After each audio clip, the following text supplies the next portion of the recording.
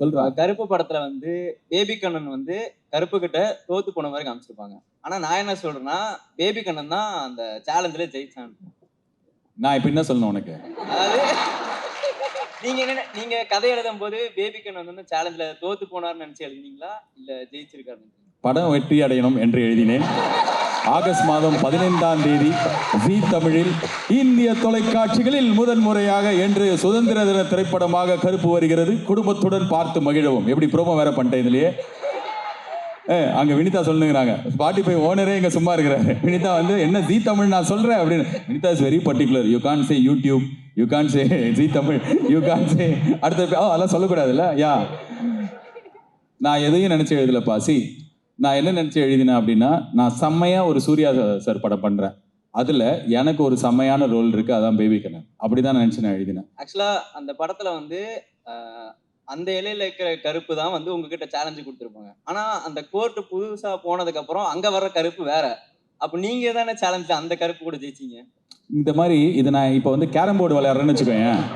First minus போட்டா நீ முதல்ல ஒரு காயின் போடணும், அப்புறம் தானே ரெட்டு போடணும். அப்படிலாம் பேசுற மாதிரி இருக்கு. இப்போ சினிமாவில் வந்து அன்னைக்கு யாரோ ஒரு டேரக்டர் தான் சொன்னார். யார் சொன்னாருன்னு தெரியல, டூட் டேரக்டர்னு நினைக்கிறேன். பேசினு இருக்கும்போது டூட் டேரக்டர் செம்மையா பேசுவார்.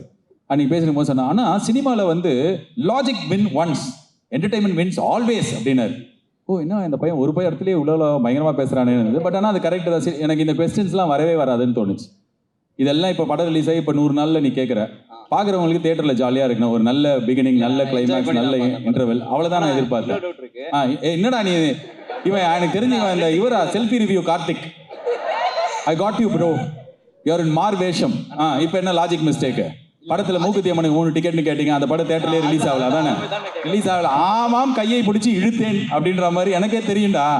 சும்மா வச்சேன். வேற ஏதாவது ஒரு படம் வச்சேன்னு வச்சுக்கோ, நான் நடித்த படமே வேற டேரக்டர் நம்மளை வந்து என் படத்தை இப்படி சொல்லி அதை நம்ம படத்தையே வைக்கலான்னு தான் வச்சேன்.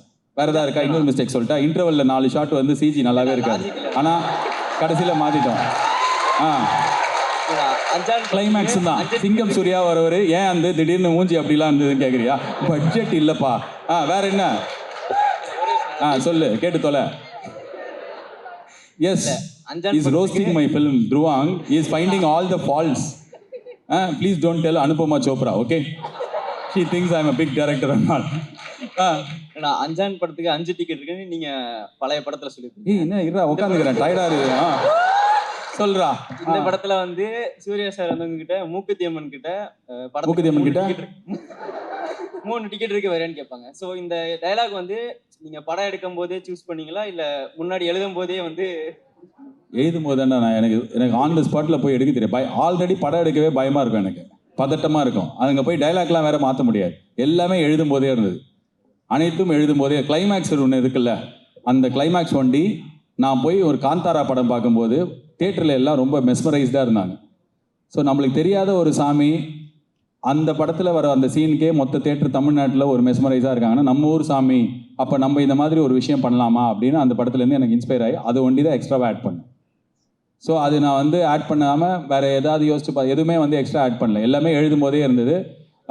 படம் எடுத்து முடித்தோடனே சாயபேங்கர் எப்படி வேலை செய்கிறாரு அப்படின்னு பார்த்ததுக்கு அப்புறமே இந்த படத்தில் ஏன்னா நிறைய டான்ஸ் ஆடுற பாட்டு இல்லை. ஸோ எல்லா ஃபைட்டும் பாட்டில் வைக்கலாம், இந்த மாதிரி கால்லாம் முன்னாடியே எடுத்துட்டோம். நீ படத்தில் பார்த்தோன்னா எல்லா ஃபைட்டுமே பாட்டில் தான் வரும். ஸோ நிறைய விஷயம் முன்னாடியே எடுத்துட்டோம். இதுக்கு மேலே நான் ஒரு லைன் சொன்னால் கூட என்ன தெரியுமா சொல்லுவாங்க, படம் ஓடிடுச்சு புழுத்த ஆரம்பிச்சிட்டான் அப்படின்றாங்க. எனக்கு அப்படி சொல்ல வேணாம். எனக்கு கால் பண்ணி என்னது, யார் உனக்கு கால் பண்ணி 10 சட்டைக்கு ஒரு டிக்கெட் இருக்கு வரியான்ற மாதிரி தான் கூப்பிட்டாங்க. அப்படியா கூப்பிட்டாங்க? இவனுக்கு நீ கூப்பிட்டது தப்பு பண்ணிட்டா. இந்த கேண்டிடேட்டை நோட் பண்ணிக்கோங்க. உன் பேர் என்ன? சேதுராமலிங்கம். சேதுராமலிங்கம். இருடா, உனக்கு இருக்குடா. உனக்கு எங்கேருந்துடா வர நீ? நான் என் ஊர் வந்து நீலகிரினா. டெல்லியா? காலேஜ் படிக்கிறேன். நீலகிரி. நீலகிரி. நீலகிரி மாவட்டத்தில் கூடலூர்னா. கூடலூர். இப்போ இங்க சென்னையில இருக்கேன். நான் காலேஜ் படிக்கிறேன். அட்ரஸ் எல்லாம் வாங்கிக்கோங்க கொஞ்சம். Prashanth, deal this guy. So உங்ககிட்ட பேசுனதுக்கு ரொம்ப ஹாப்பிண்ணா. தேங்க்யூடா. ஃபர்ஸ்ட் வந்துட்டு ஒரு ஜாலியான கொஸ்டின் என்னதுன்னா, இப்போ உங்க மேல வந்துட்டு கிரிட்டிசிசம் வச்சிருப்பாங்களே, எல்லார் மேலேயும் கிரிட்டிசிசம் வச்சிருப்பாங்க. ஸோ அந்த மாதிரி வந்துட்டு ஒரு ஸ்ட்ராங்கான கிரிட்டிசிசம் இன்னும் வந்துட்டு உங்களுக்கு அது அட்டாச்சா இருக்கு, இல்லை வந்துட்டு எனக்கு இவன் இப்படி சொன்னா அப்படின்னு சொல்லிட்டு ஞாபகம் பண்ண, அது என்னவா இருக்கும்? டிமானிட்டைசேஷன். கரெக்டா? அது டிமானிட்டைசேஷன். அது எப்படி சொல்லணும்?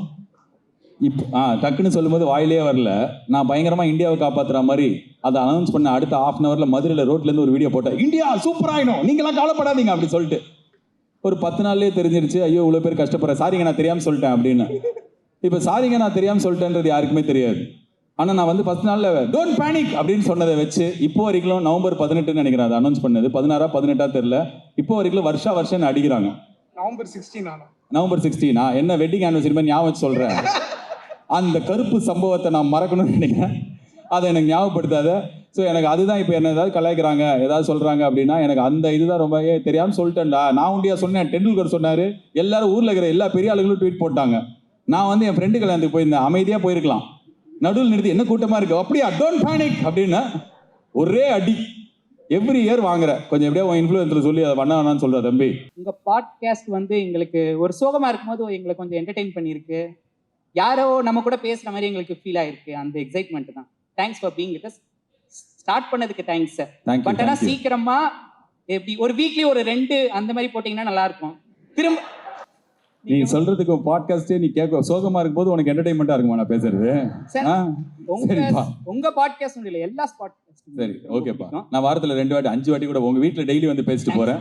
சார் உங்களுக்கு ஒரு சின்ன கிஃப்ட் எடுத்துட்டு வந்திருக்கேன். என்ன சின்ன வீக்னஸ்? சின்ன கிஃப்ட் எடுத்துட்டு வந்திருக்கேன். சின்ன கிஃப்ட் இருக்கா? வாப்பா வாப்பா, இப்பதான் வெளில டெம்போ நிறுத்தி வச்சுட்டு வரேன். நார்மலா இந்த மீட் அண்ட் கிரீட்ல எல்லாம் எக்கச்சக்க கிஃப்ட் வருது. என்ன இதை ப்ரமோட் பண்ணுமா?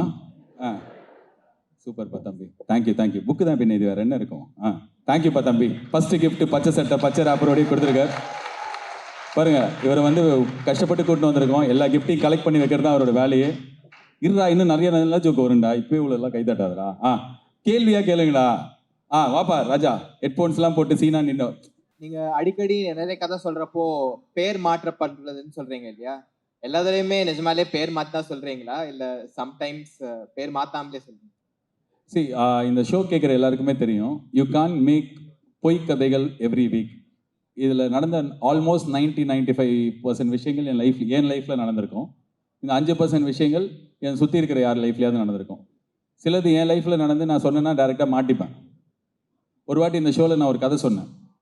இப்போது நான் நிறையா அந்த டைமில் வந்து நடிக்கிறதுக்கு கதை கேட்கும்போது எல்லா கதையும் வந்து ஹீரோக்கு ஏதாவது ஒரு நோயோடையே வருது, இது நோய் சீசன் போல் இருக்குன்னு நான் ஒரு எபிசோடில் சொன்னேன். பார்த்தா ஒரு பெரிய டைரக்டர் ஒரு கதை அமைச்சிருந்தார் எனக்கு. அவர் என் மேலே செம்ம காண்டாகி என் ஃப்ரெண்டுக்கு ஃபோன் பண்ணி நான் அசிங்கமாக திட்டினார். ஸோ இந்த மாதிரி ஏதாவது ரொம்ப சென்சிட்டிவான கதைகள் இருந்ததுன்னா நான் வேறு யாராவது வச்சு சொல்லுவேன், பெயர் மாற்றி தான் சொல்லுவேன். பெயரோடு சொன்னேன் அப்படின்னா என் லைஃப்பில் பாதி ரிலேஷன்ஷிப் என்னை விட்டு போயிருக்கும். ஸோ நிறைய கதைகளில் என் தாய் இன்வால்வ்டாக இருப்பாங்க, நிறைய கதையில் என் வீட்டில் ஃபேமிலியில் க்ளோஸ் மெம்பர்ஸ் யாராவது இன்வால்வ்டாக இருப்பாங்க. So every name is change. Sometimes ரொம்ப ரேண்டமாக ஒரிஜினல் நேம் வந்துடும், அப்புறம் பஞ்சமிட்டாய்க்கு ஃபோன் பண்ணி அதை எடிட் பண்ண சொல்லிடுவேன். ஸோ எல்லா கதையுமே வந்து பேர் மாற்றி தான் சொல்லுவேன். அதான் எனக்கு நல்லது. நான் உயிரோட நல்ல சந்தோஷமாக நீண்ட காலம் இருக்கணும்னா பேரை மாற்றி சொல்கிறது தான் நல்லதாச்சு. இதை கேட்கறதுக்காக இந்த ஹெட்ஃபோன்ஸ் போட்டு வந்த பாரு நீ. சூப்பர்ப்பா.